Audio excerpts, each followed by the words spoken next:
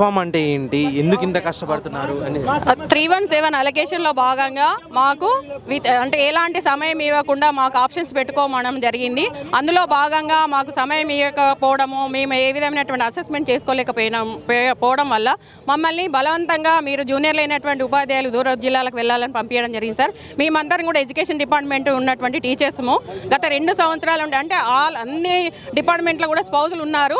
కానీ మా ఉపాధ్యాయులమైనటువంటి మేము మీకు ఎక్కువ సంఖ్యలో కనిపిస్తున్నాము. కానీ 19 జిల్లాల్లో స్పౌజ్ ఇచ్చారు సార్. కేవలం 13 జిల్లాల్లో మాత్రమే ఆపేశారు. ఎందుకు ఆపేసిల్లు అనేటువంటిది మాకు ఇప్పటివరకు సరైన వివరణ అనేది ఎక్కడా లేదు సార్. మా ప్రతి జిల్లాల నుండి మా ఈ స్పౌజ్ ఇవ్వడం వల్ల ఎలాంటి ఇబ్బందులు లేకుండా ఉంటుంది. మీ యొక్క సమాచారం ఏ సమాచారం కావాలని కూడా మా యొక్క నాయకుల దగ్గర ఉంది సార్. తీసుకొచ్చుకొని మీరు దాన్ని సానుకూలంగా పరిష్కరిస్తారని మేము వెహికలతో ఎదురు చూస్తున్నాము. అధికారులు ఇప్పటివరకు మీకు ఎలాంటి తప్పిదేమో పట్టించడం వల్ల గత ప్రభుత్వం వాళ్ళు మా సమస్య పట్ల ఏదైనటువంటి స్పందన ఇవ్వలేదు సార్. మేము ప్రతి నాయకుడిని సునీత లక్ష్మారెడ్డి కానీ, వాకాటి కర్ణ మేడం కానీ, దేవసేన మేడం కానీ, సబితా ఇందరెడ్డి మేడం కానీ, వినయ్ భాస్కర్ అయినా, దయాకర్ రావు సార్ అయినా, జీవన్ రెడ్డి సార్ అయినా, శ్రీనివాస్ గౌడ్ సార్ అయినా ప్రతి ఒక్క ఎమ్మెల్యే దగ్గరికి వెళ్ళినాం సార్. మా యొక్క సమస్యను విన్నవించుకున్నాము. వినోద్ కుమార్ గారికి చెప్పినాము. ప్రతి ఒక్క దగ్గరికి వెళ్ళినా కూడా మాకు ఎలాంటి కనీసము చేస్తాము, టైం ఇవ్వండి అని ఏమైనటువంటి మాకు హామీ ఇవ్వలేదు. అందుకే మేము వెహికల్లతో ఎదురు చూసి ప్రభుత్వం మారింది కాబట్టి ఇప్పుడు వచ్చినటువంటి మన కాంగ్రెస్ ప్రభుత్వంలో ఉన్నటువంటి సీఎం రేవంత్ రెడ్డి గారు ఈ సమస్యకు సానుకూలంగా స్పందిస్తారనే వెహికల్లతో ఎదురు చూసి మా యొక్క సమస్యను మీకు తెలియజేస్తున్నామని, మీ సమస్య యొక్క తీవ్రతను మీకు తెలియజేసుకోవడం కొరకు ఇక్కడికి రావడం జరిగింది సార్. ప్లీజ్ దయచేసి మా యొక్క సమస్యను తొందరలో పరిష్కరించే మార్గం తెలపండి సార్. కాళ్ళ మీద పడి మొక్కినాం సార్. కవితా మేడంకు మా యొక్క బాధను వివరించినాము. సునీత లక్ష్మారెడ్డికి చెప్పినాము. తర్వాత మన కవితా మేడం దగ్గరికి వెళ్ళినాము. ఆమెకు మొత్తం సమస్య గురించి విన్నవించడం జరిగింది. ప్రతి ఒక్కరి దగ్గర సార్, జీవన్ గౌడ్ అయినా, వినోద్ కుమార్ అయినా, దయాకర్ రావు అయినా, వినయ్ భాస్కర్ అయినా ప్రతి ఒక్క ఎమ్మెల్యే, మేము తిరిగిన ఎమ్మెల్యేలు హరీష్ రావు దగ్గరికి ఒక 50-60 సార్లు వెళ్ళినాము. మా లోకల్గా ఉన్నటువంటి కార్పొరేటర్, మా లోకల్గా ఉన్నటువంటి ఎమ్మెల్యే, మా లోకల్గా ఉన్నటువంటి కలెక్టర్ ఆఫీస్లో ప్రతి ఒక్క దగ్గరికి వెళ్ళి మా యొక్క సమస్య గురించి మీకు అప్లికేషన్ కూడా ఇవ్వడం జరిగింది. కానీ ఎలాంటి దానికి పరిష్కార మార్గం అనేది అసలు ఏమాత్రం ఆలోచించకుండా ఊరికే బ్లాక్ చేసినామని అన్నారు. కానీ దాన్ని ఏ కారణంతో బ్లాక్ చేసిండ్రు, దానివల్ల మాకు సరి అయినటువంటి కారణం ఏమి చూపలేదు. రీజన్స్ ఏమి ఇవ్వట్లేదు. కేవలం మొన్న ఎలక్షన్లో ఎమ్మెల్సీ ఎలక్షన్లో భాగంగా వాళ్ళ యొక్క ఓట్ల కొరకు కేవలం 615 మంది స్పౌజ్ ఉపాధ్యాయులు అయినటువంటి స్కూల్ అసిస్టెంట్లకు మాత్రం ఇచ్చారు. కొంతమందికి అందులో కూడా అందరికి ఇవ్వలేదు. ఎడ్జిటీలకు ఇప్పటివరకు మా 13 జిల్లాల నుండి ఎవరికి కూడా ట్రాన్స్ఫర్ కాలేదు సార్. ఇట్లా ఎందుకు, ఏమవుతుంది అసలు ఏం అర్థం కానిటువంటి ఆగమ్య గోచరంలో ఉన్నాం సార్. ఇప్పటికైనా మా తెలంగాణ ప్రభుత్వంలో, కాంగ్రెస్ ప్రభుత్వం మీరు గవర్నమెంట్ మీద కోరుకుంటున్నారు, కనీసం కొంచెం మా మనవిని ఆలకించండి. మా యొక్క సమస్య గురించి ఒక్క నిమిషం, ఒక 5 నిమిషాలు మీకు టైం కేటాయించండి సార్. మీకు ఎట్లా ఎన్నో సమస్యలు ఉన్నాయి. మాది ఇది పెద్ద సమస్య కాదు సార్, చాలా చిన్న సమస్య కారణం కూడా కాదు. సర్వీస్ మళ్ళీ జూనియర్లు అయినటువంటి మహిళా ఉపాధ్యాయులమే చాలా దూరంగా వెళ్ళినాం సార్. ఎందుకంటే మేము అసెస్మెంట్ చేసుకున్న అప్లికేషన్ ఇవ్వడానికి కూడా మాకు టైం ఇవ్వలేదు. 317 అలొకేషన్లో భాగంగా మా దగ్గర నుండి ఆప్షన్స్ తీసుకున్నారు.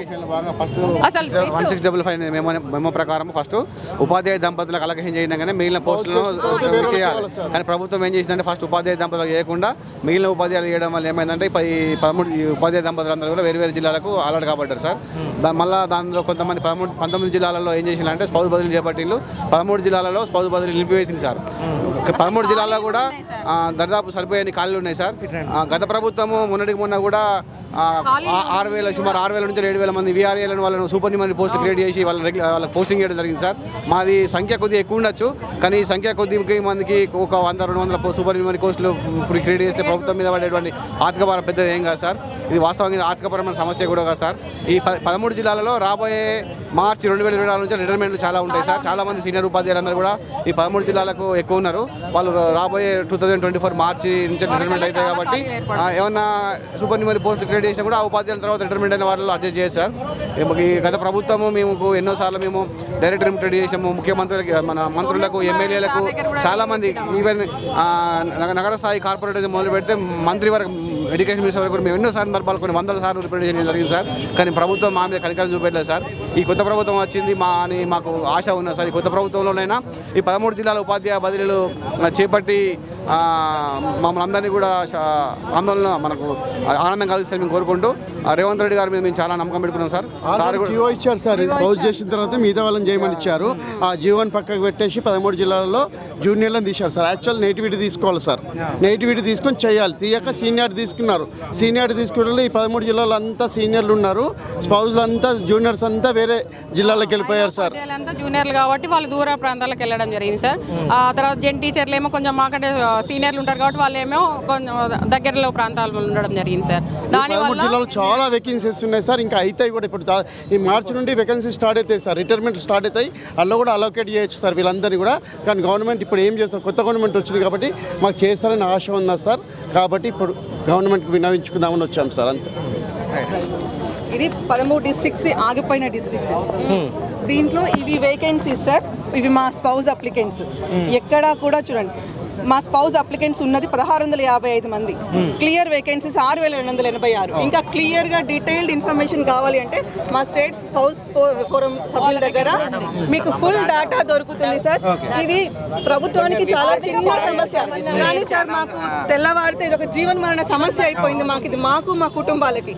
కానీ సీఎం గారు తలుచుకుంటే వితిన్ హాఫ్ అన్ అవర్లో అయిపోయే సమస్య సార్ ఇది. 2 ఏళ్ల నుంచి నరకం పడుతున్నాం మేము. మాకు ఈ ఉద్యోగాలు ఎందుకు వచ్చినాయా అనే లెవెల్లో ఉంది సార్ మా పరిస్థితి. ఆర్థిక పరమైన సమస్య కాదు మాకు.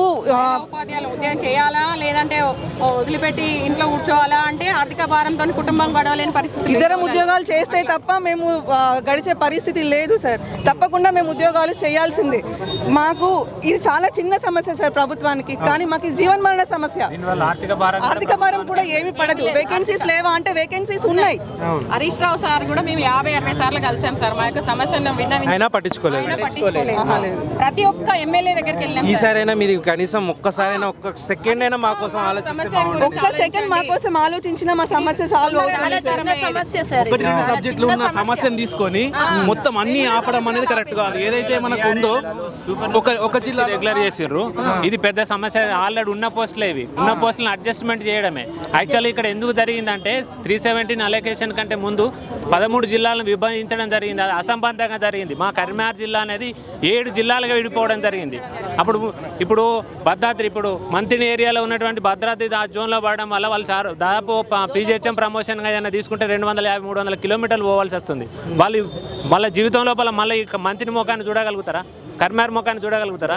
ఇవన్నీ అసంబద్ధంగా జరిగినాయి. మా సజెషన్ ఏంటంటే ఇప్పుడు మాకున్న వాళ్ళకి ఇమీడియట్గా చేసేసి తర్వాత ఎట్లాంటి ప్రాబ్లం లేకుండా పాత జిల్లాలనే జోన్లు చేస్తే ఇట్లాంటి ఎవ్వరికి ప్రాబ్లం ఉండదు. ఇది మా యొక్క సలహా సార్. ఈ దిశలో కొంచెం ఆలోచించాలి. అధికారుల సలహా తీసుకొని మేము కోరుతున్నాం. ధన్యవాదాలు. 2 సంవత్సరాలు పూర్తయింది సార్. డిసెంబర్ 7న స్టార్ట్ అయింది సార్. ఇది మళ్ళీ డిసెంబర్ అయిపోయింది. 2 సంవత్సరాల నుంచి మేము విపరీతమైన ధర్నాలు పోరాటాలు చేసి అలసిపోయాం సార్. ఇంకా మాకు పోరాటం చేసే శక్తి కూడా లేదు. గౌరవనీయులైన సీఎం రేవంత్ రెడ్డి గారికి మా మహిళా ఉపాధ్యాయుల తరపున చేతులెత్తి నమస్కరిస్తూ విన్నవించుకుంటున్నాం సార్. ప్లీజ్ మా 13 బదిలీల స్పౌజ్ బదిలీలు చేపట్టి మా జీవితాల్లో ఆనందాన్ని నింపండి సార్. 13